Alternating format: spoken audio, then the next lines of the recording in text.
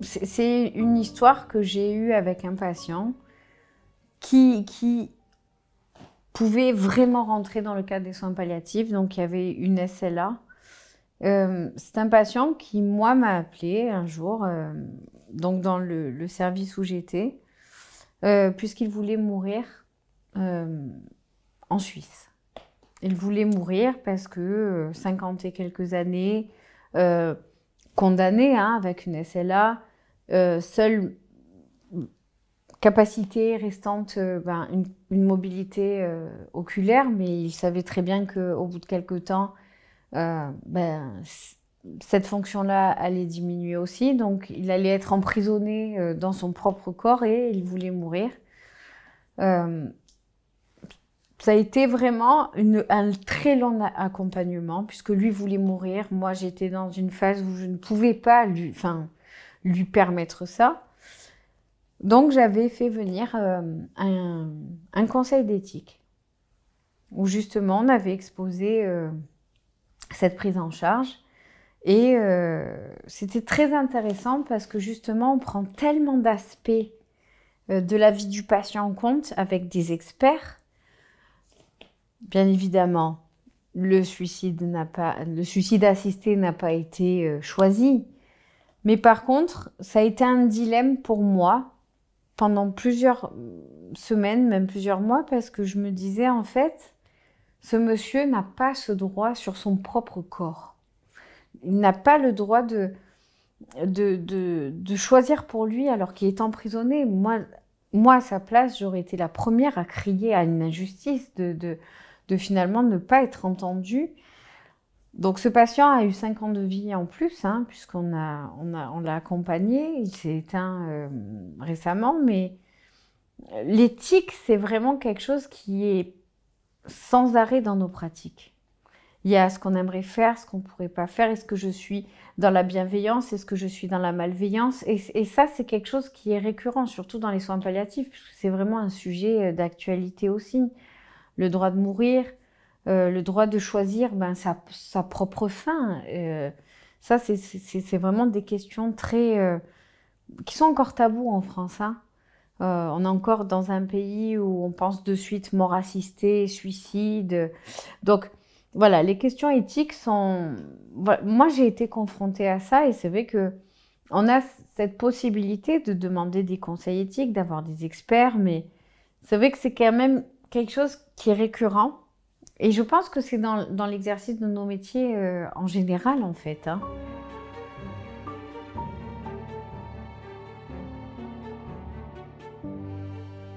Moi, j'ai toujours été honnête avec les patients. Je leur disais, voilà, là arrive le moment où je vais être Anaïs, l'infirmière qui va vous faire peut-être mal. Mais par contre, l'Anaïs sympa va essayer de venir derrière et vous réconforter. Donc, c'est vrai que j'ai toujours utilisé l'humour même pour désamorcer des situations tellement dures et tellement inextricables que... Et puis, je pense que j'ai toujours été vraie. Je pense que j'ai jamais été conventionnelle, très honnêtement, dans les soins. Du fait d'avoir voyagé, d'avoir travaillé ailleurs. Et le fait de ne pas me positionner comme une super infirmière qui va faire des super soins. Enfin non, moi je leur disais, écoutez, je suis désolée, mais là je vais venir pour faire un soin qui va être difficile. Mais par contre, je vous promets, je me ferai pardonner après. On pourra se prendre un café, on pourra... voilà, je pense qu'il faut toujours être dans ce juste équilibre entre... je suis tenue par des obligations professionnelles parce que je suis soignante, mais en même temps, ouais, je suis humaine aussi. Et puis, moi, souvent, j'étais jeune, j'ai commencé jeune ce métier. Et quand on se retrouve 27, 28 ans avec parfois des adolescents qui ont 10 ans de moins... et puis on arrive, on va lui faire une injection, on va lui faire, et puis il te dit ouais mais j'ai pas envie aujourd'hui, tout ça. Des fois je lui disais tu crois que moi j'ai envie de te faire l'injection Voilà, donc du coup il faut toujours trouver ce juste équilibre. Alors il n'y a rien qui est parfait, il n'y a pas de solution miracle, il n'y a pas de protocole sur le positionnement. Je pense que c'est vraiment en fonction des gens qui sont là au fur et à mesure en fait.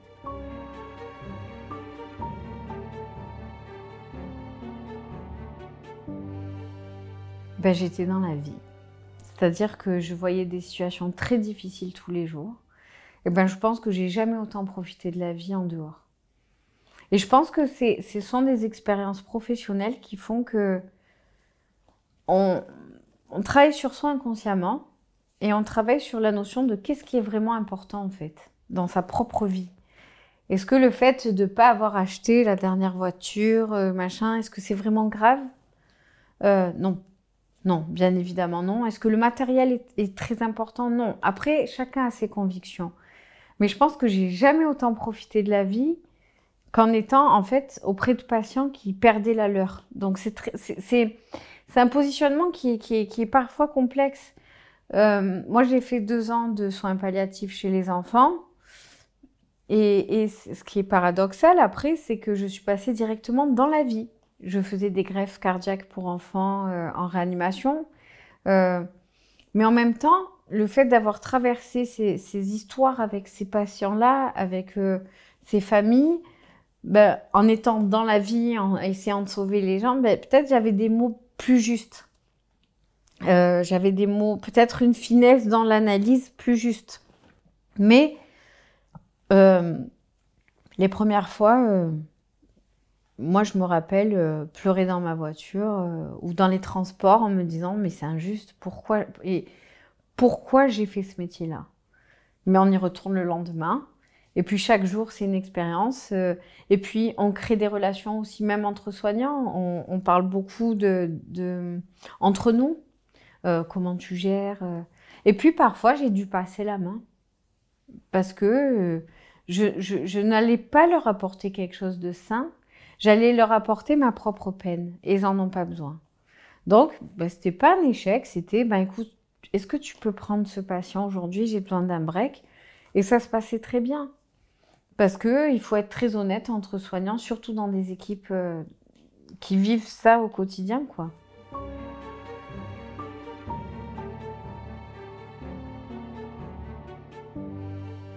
Ben, je pense que je suis très communicante. Donc, en fait, j'ai toujours verbalisé quand ça allait bien, quand ça allait pas bien.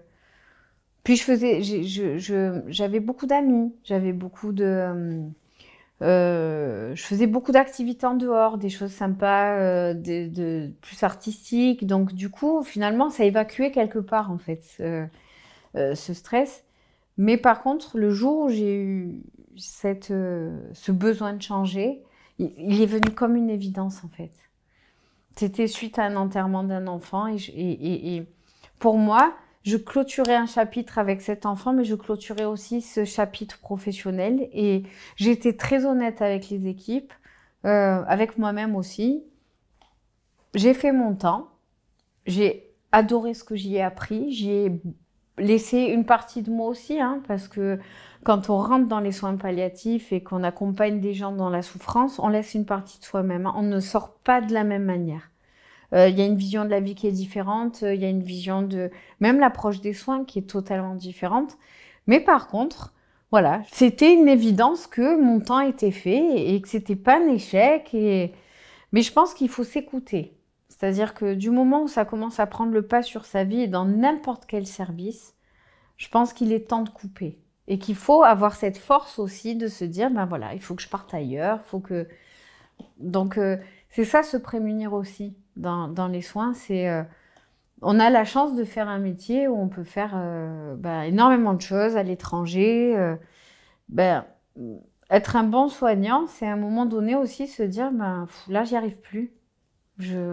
J'aime mon métier, j'adore ce que je fais, mais je n'y arrive plus. Donc, au lieu de tomber dans une espèce de maltraitance institutionnelle où finalement on n'est même plus perméable à des choses qu'on voyait avant, non, on passe à autre chose.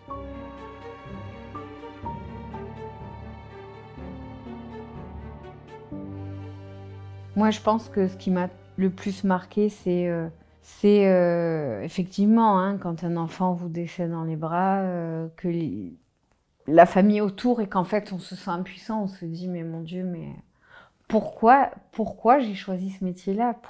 Pourquoi j'accepte cette souffrance? Mais en même temps, je ne me voyais nulle part autre, donc c'est que j'étais à ma place. aussi des décès de personnes auxquelles on s'attache, hein.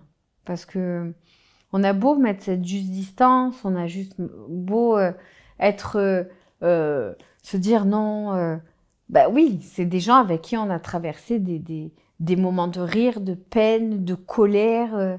Donc, ouais, je pense que chacun laisse quelque chose, en fait, dans son expérience personnelle. Donc, même si on essaye de se préserver, il y a un moment, on est humain aussi, hein. Donc, je pense que c'est un peu illusoire de dire aux gens, non, on met une distance, ça ne... Non, non. Il y a un moment, on est humain, on est dans l'accompagnement, on est dans la souffrance. Oui, en fait, il y a un moment donné, ben oui, ça marque, ça marque. Et il y a des gens qui vous marquent plus que d'autres, effectivement.